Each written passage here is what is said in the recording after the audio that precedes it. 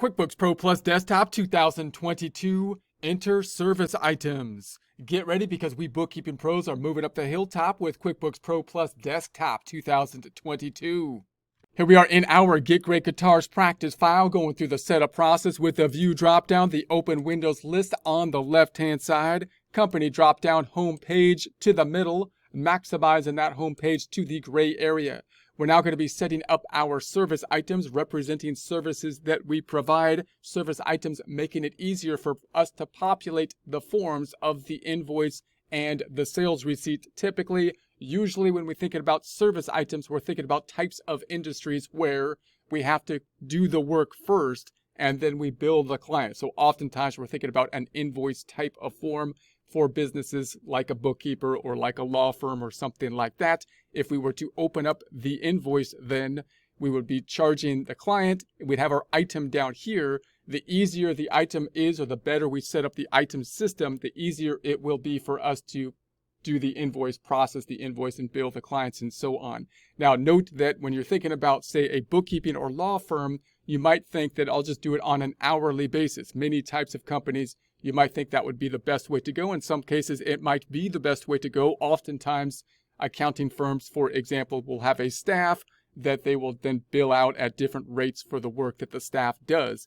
However, you might have a system, and it might be easier in some cases if you can somehow group a package deal to what it is that you provide. For example, bookkeeping services, you might count the transactions and say, if you fall into this range of transactions, I'm going to charge you a set fee based on that range of transactions, printing a transaction detailed report as evidence of that. And that can make the billing process a whole lot easier if you're able to do those kinds of things. So when you're thinking about the service items, setting up the service items is important, and it's kind of a precursor for us to set up the inventory items, which are actually a bit more difficult. And then you also want to be thinking about what kind of service items do you want to be billing the client, and that gets into your billing system, which is a critically important thing because you could spend a whole lot of time agonizing over your hourly rate and your billing system. Whereas if you set it up nicely, or if you have some system that you really like, then that can save you a whole lot of time, allowing you to focus your time elsewhere.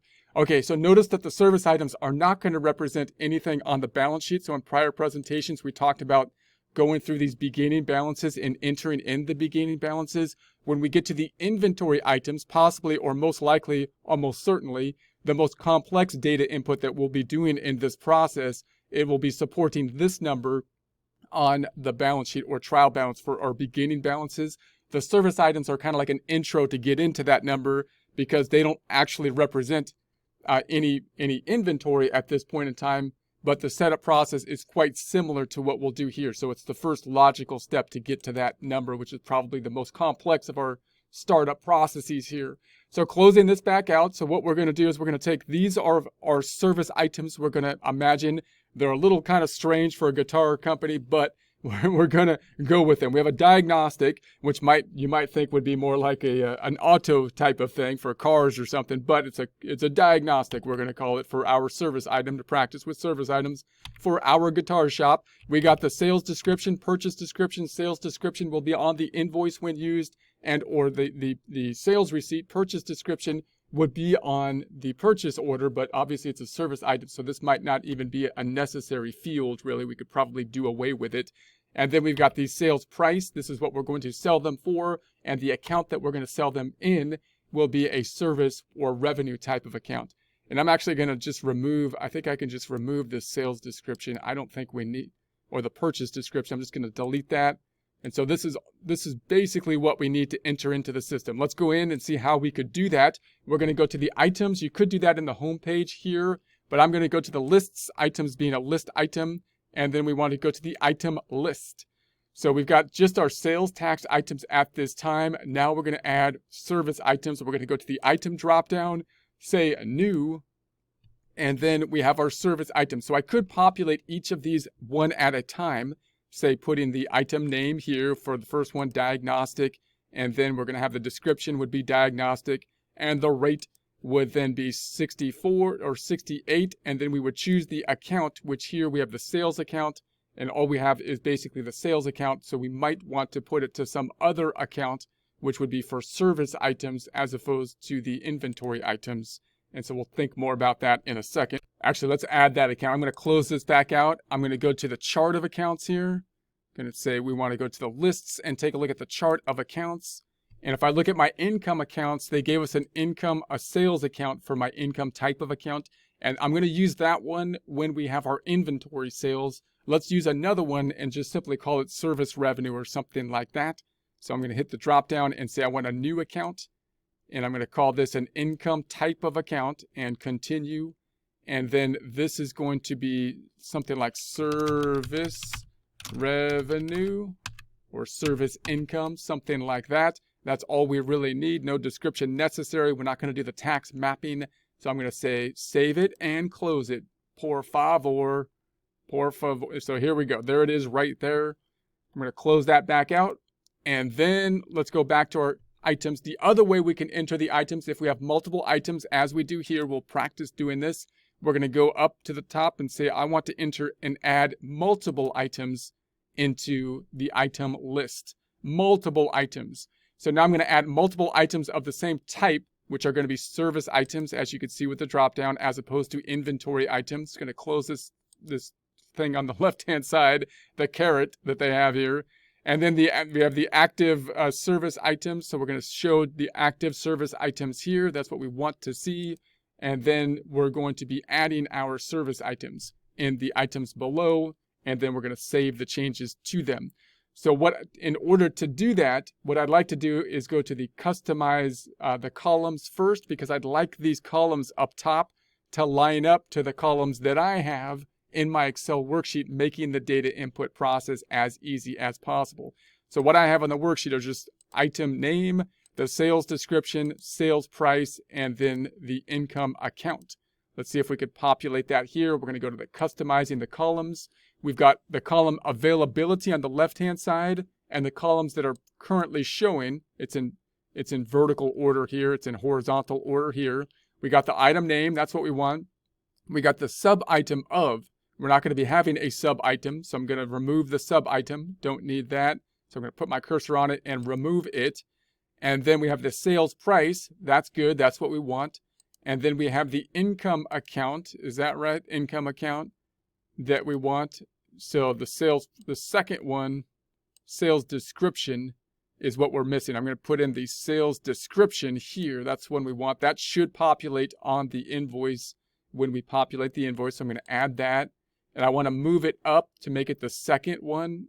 So I'm going to say move it on up to the second item. So now we got the item name, the sales description, sales price. Is that what I want? Third, yeah, sales price. And then the income account. And we don't have any sales tax, but the sales tax code, we might want to keep that just to indicate that there is no sales tax. Otherwise, it might put sales tax in as a default.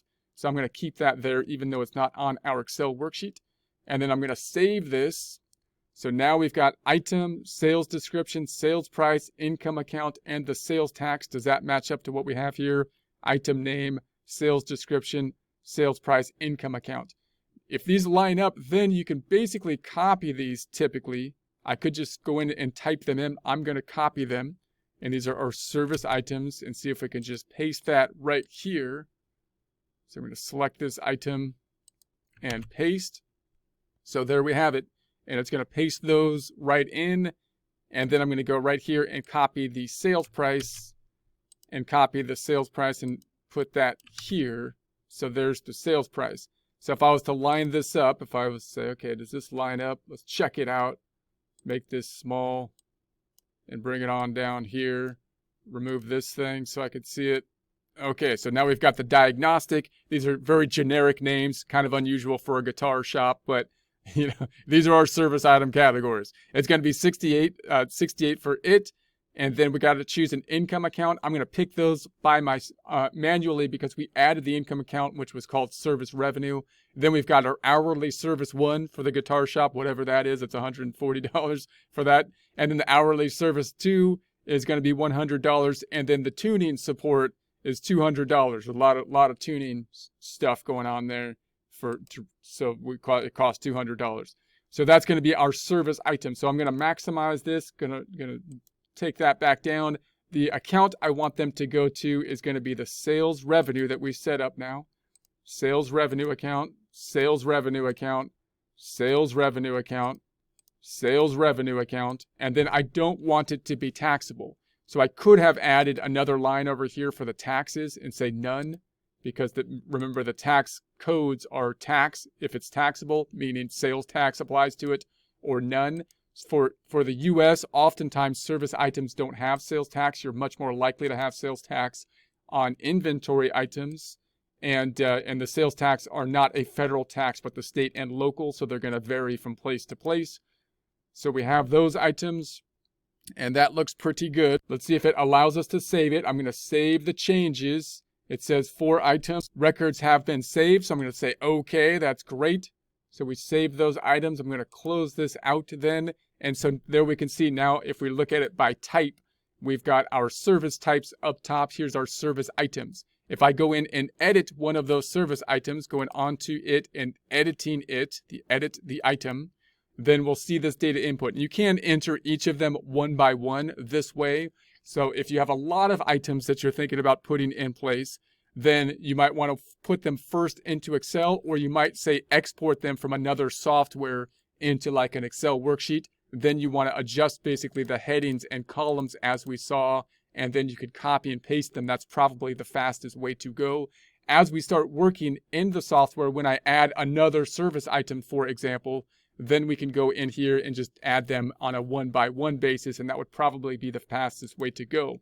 Once these have been input, notice there's not going to be any impact on the income statement. So for example, if I was to go to the reports drop-down, company and financial, and take a look at that balance sheet standard, and might be working in 2022. So if I said 12/31/22, we still don't have anything there because the service items don't represent inventory. They don't represent anything we have. They represent what we're going to do. But what they do, if I go to the home page and then I add my create an invoice, we won't populate it or finish it. But if I just take a look at an invoice, now we've got our service items that we can populate, and they will then populate over here. And you can see how easy that is to do now. So now, once the service items are set up, I can have somebody else populate the invoices quite easily and just do the data input, even if they don't know exactly how the service items work that are used to populate the invoice, and even if they don't know what the end result will be on the financial statements.